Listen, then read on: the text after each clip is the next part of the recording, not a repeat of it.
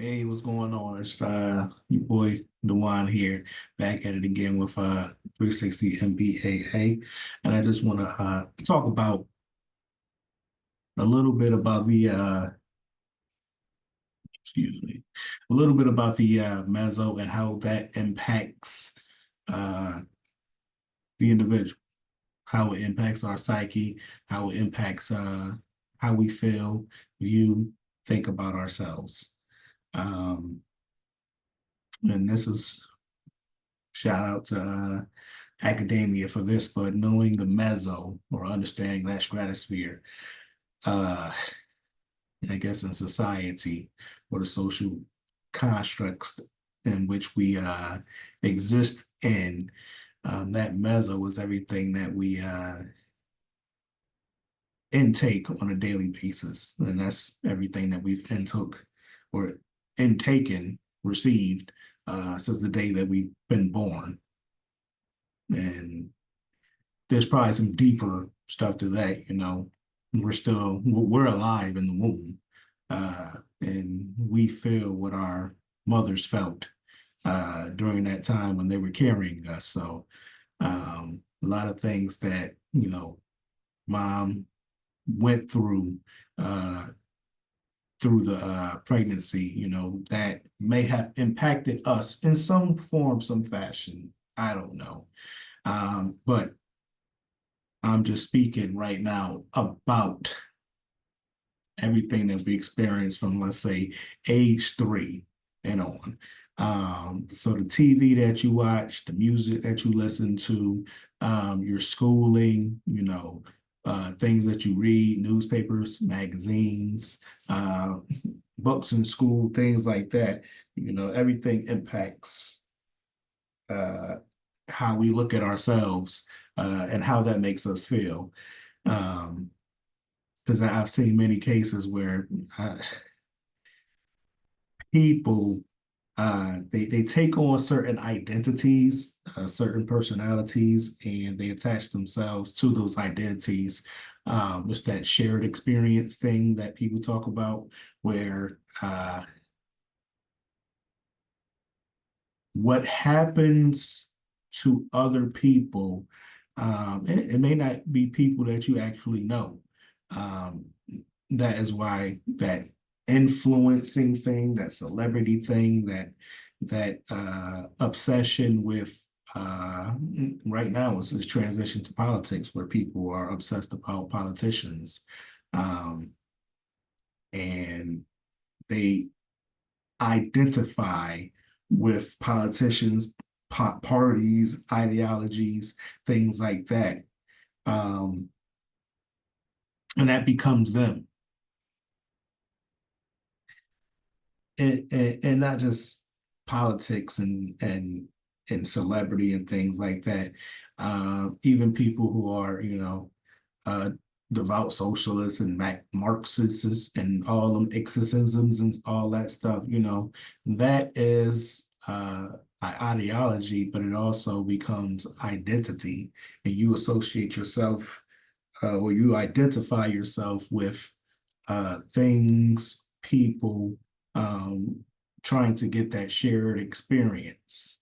And a bit of that, because some of this stuff, when you really break it down, when you really look at it, um, especially nowadays, a lot of it is just victimization, how bad I can feel about myself so that I'm mad and I have to get my anger out in some form or some fashion, or have to attach myself to some uh, uh, ideology or movement, philosophy, because you can't stand on your own 2 feet. You know, uh, this is my personal uh, thoughts and opinions, but a lot of this radical leftism is quite frankly promoted by people who do not have real problems. They haven't experienced real life. They haven't went without a meal for a couple days. They haven't had no hardships. So you create things to make it feel that you have experienced hardships in your life. You really haven't experienced anything. What you're trying to do is get into some of that vicarious traumatization.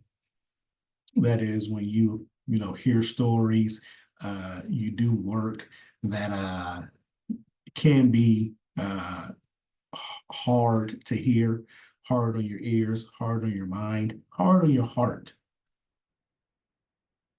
You know, and the work that I do is especially working with children.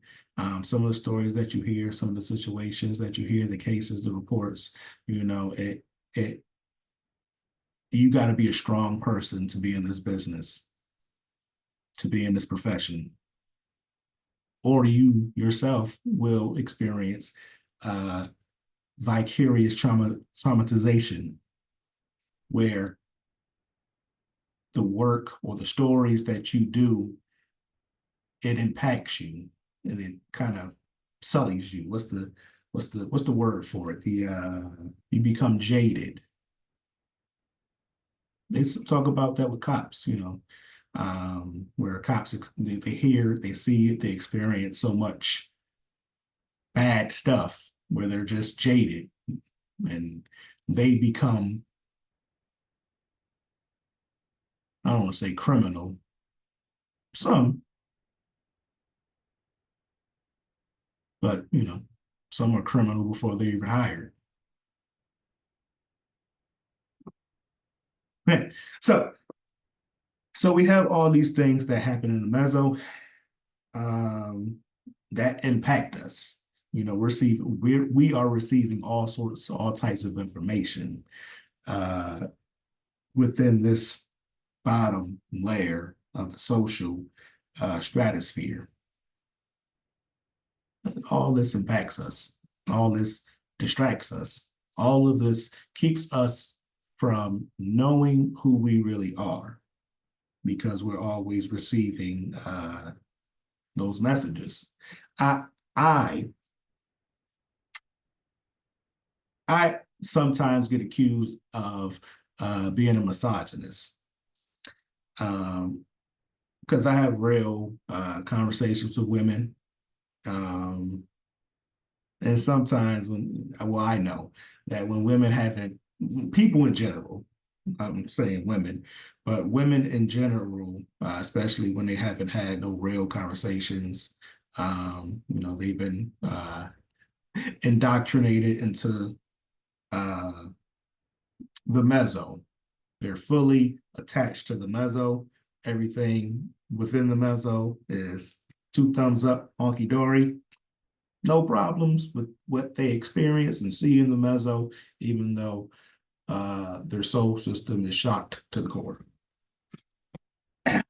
But when people hear real things, because you know, I'm not a conservative politically. I've only voted conservative one time. You know, I was brainwashed like everybody else on that left politics and all that stuff. So, but socially, morally, consciously, I'm a bit conservative.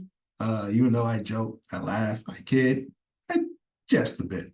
You know, things that I poke fun of, make light of, joke about, and it's just a joke um, for the most part.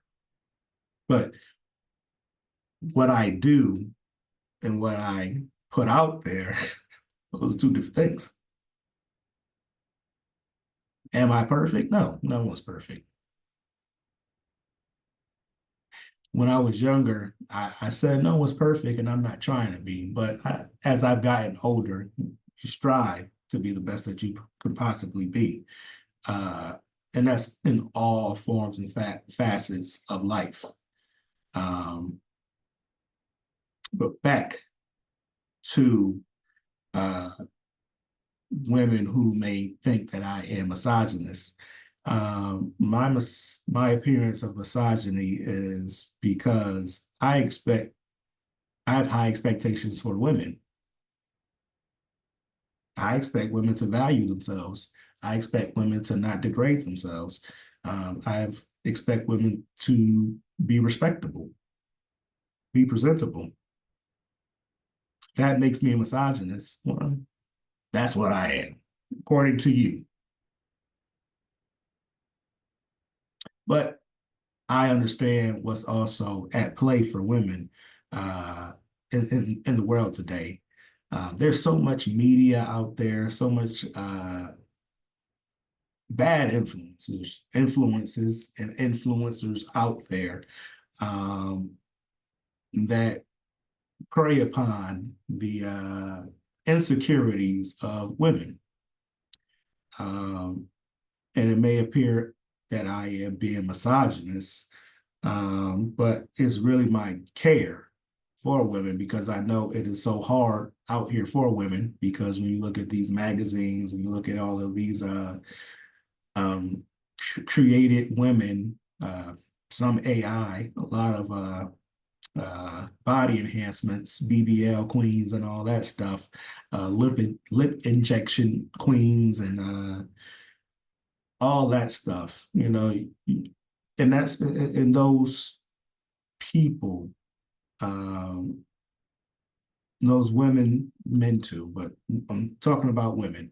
Those women, those loose valued, loose moraled women are propped up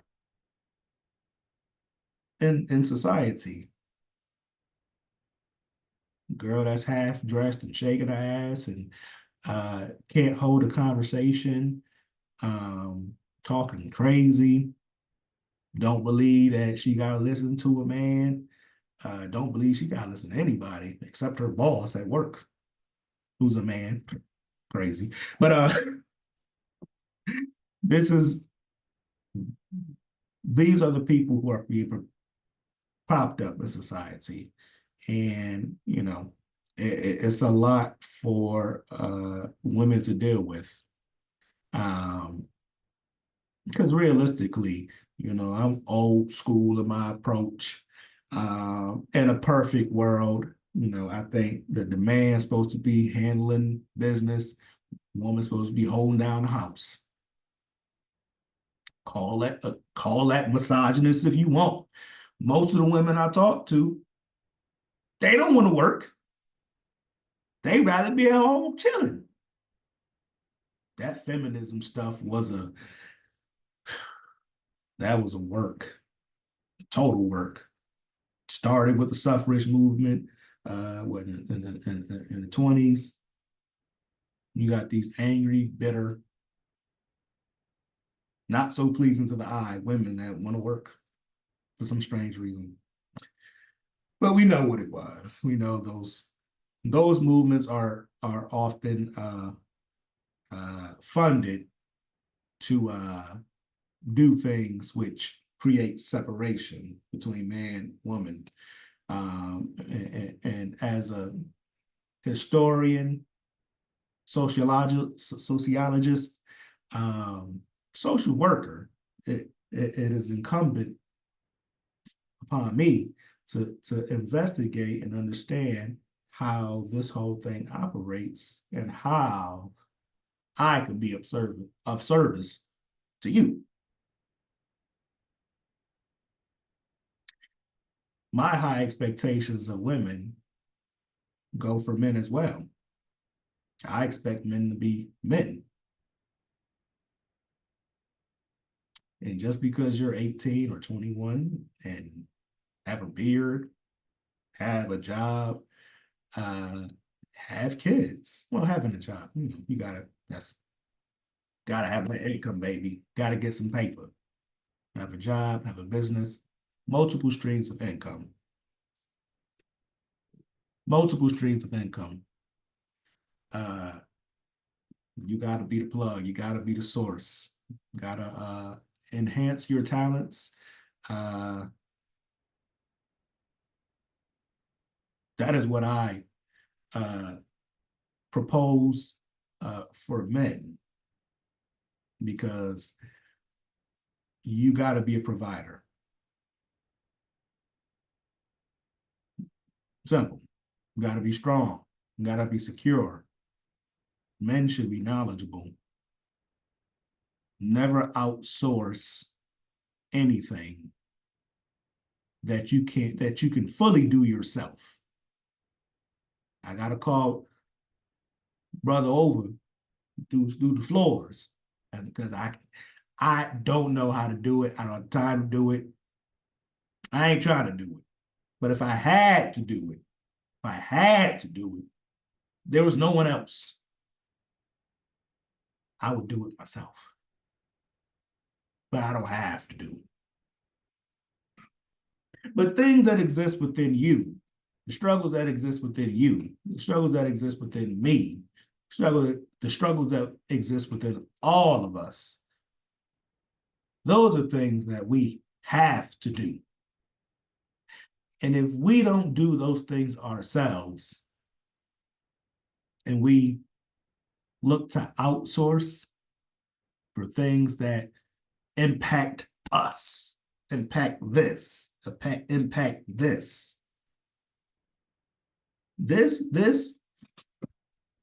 but it impacts everything else. If you got kids, this goes doubly, triply, quadruply, quintuply, sextuplet for you. Because guess what? If you ain't right within, if this tree ain't optimal, that fruit ain't gonna be what it need to be. As the tree is you hanging, you want your offspring to be of good quality. Don't you? 360 MBA is going to provide, I'm going to provide, this is a one-man operation, one-man army, one-man wolf pack.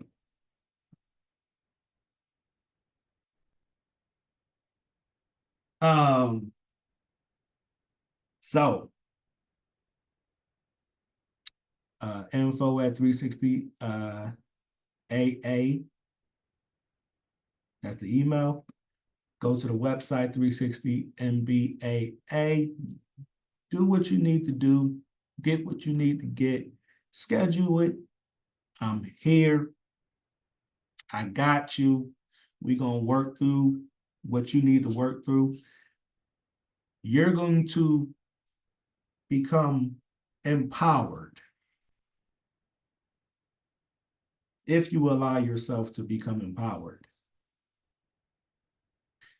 If you want to be where you are, and hey, if you feel you need to come and seek out someone to talk to, if you've talked to others in the past and it hasn't been beneficial for you, first assess who you went to, and if they was on something,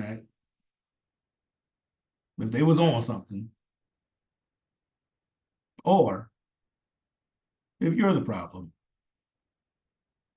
Now, if you're the problem, there's nothing that anyone can do to help you because you don't want to help yourself. Now, if you're at that point where you just don't know what to do and you don't know how to help yourself, 360mbaa.com. Go there. Holla. This is Dewan. I am of service to you when you need it. Peace and blessings.